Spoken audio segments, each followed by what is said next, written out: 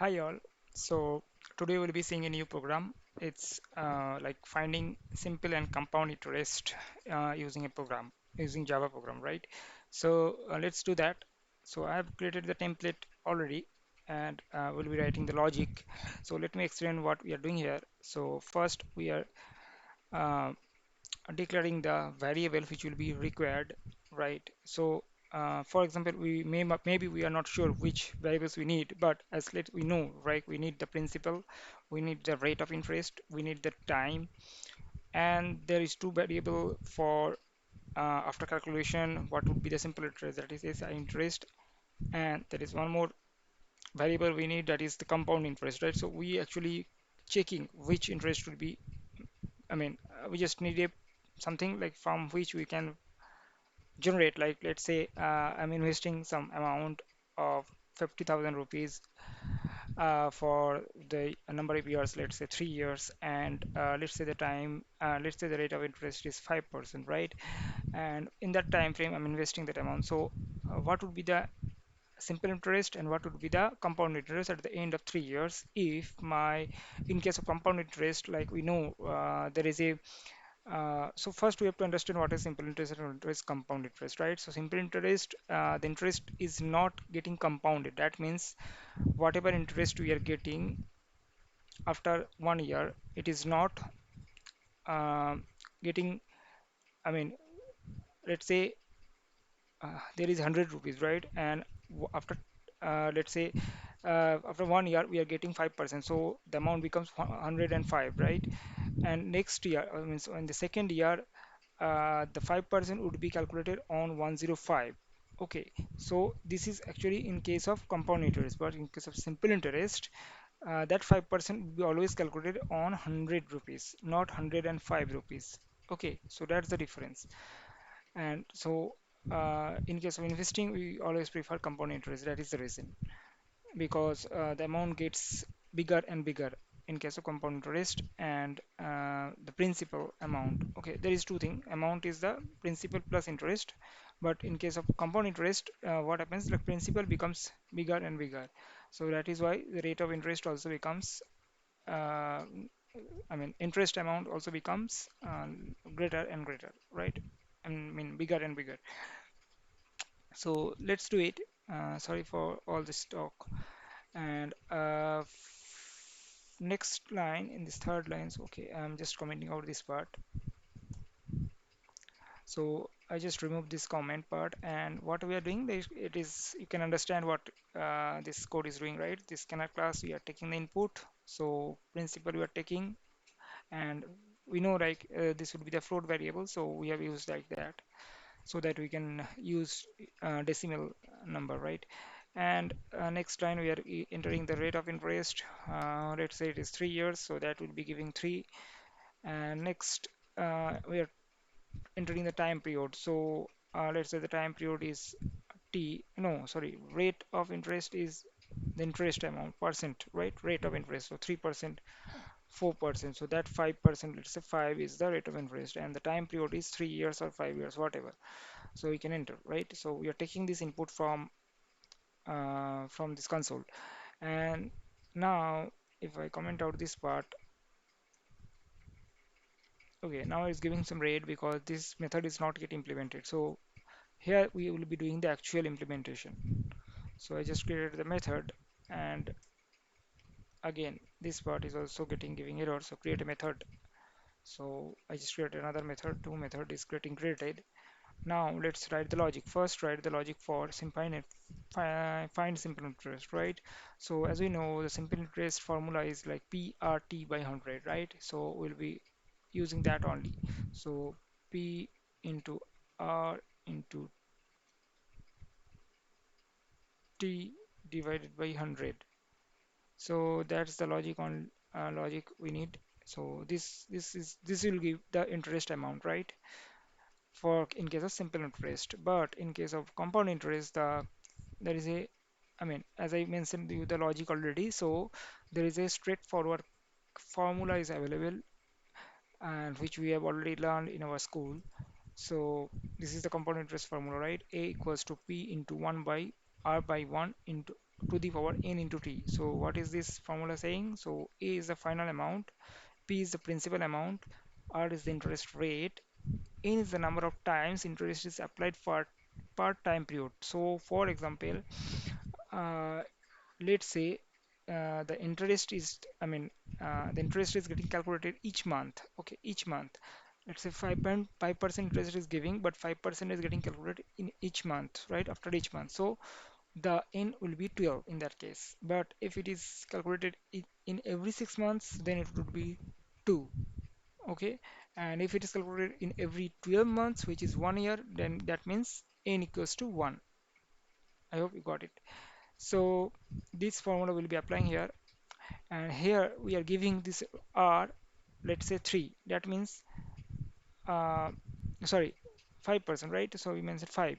So here the r is actually rate. Okay, so it would be percentage. Okay, 5%. So 5% means 5 divided by 100, which is 0.05. So what we have to do here, r equals to r by 100, because we know we are sending only 5 or 10, whatever. So this program will be handling these things. Okay, and next we need to calculate like, let's say the total amount, right? So total amount is equal to amount, or we can mention integer or float. No, I think it is float, not integer. So float amount equals to now p into, now how do we calculate this part? P into 1 by r by 1 to the power nt, right? So for this we have to take help from math class, right? So math dot power, so returns the value of the first argument raised to the power of the second argument, right? So it takes two argument, double a and double b. So the first argument, the value of the first argument raised to the power of the second argument. So this whole part 1 plus r by 1 is the first argument. Okay, so in the bracket I'm mentioning 1 plus r by 1. Okay, so r divided by n, and this second part is saying nt, n into t, right? So n into t. And okay, so let's see what is giving. So it's saying add cost to float. Let's do it. And here I am, so we got the amount. So amount equals to p plus interest, right? Principal plus interest. So we need to deduct amount minus p. So we are deducting the amount from, so we are deducting the principal from this total amount, right? So we get the interest, which is compounded interest. Okay, so let's execute it and see whether our code is working fine or not.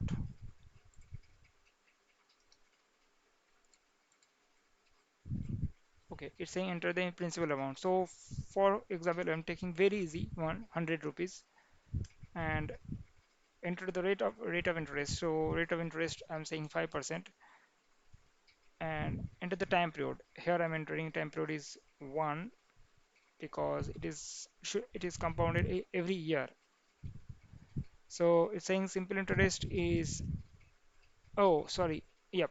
So no, what I mean, like here time period is the year, like 3 year, 4 year, 5 years, but I have assumed already like n is 1 here, means that means the principal is getting compounded uh, after every year, so that I have already assumed. Okay, so here I'm doing that n equals to 1. So we can change it, but for now I'm doing it.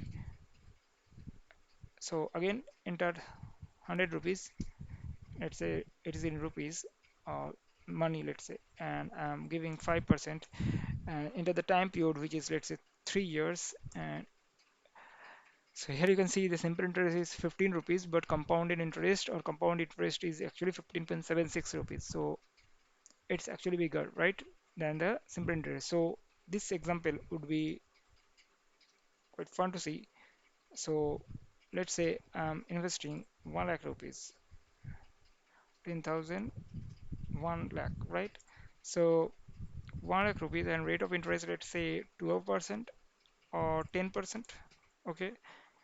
And time period is, let's say, 10 years. Okay. And let's see what happens. So the simple interest becomes 1 lakh, but you can see the compound interest becomes 1,59,374. So it's quite a big difference, right? So we always should go for compounded interest because it's quite larger when the time period becomes more and more. So if you consider about 20 years time period, it becomes huge. So let's do that also. Let's see the magic.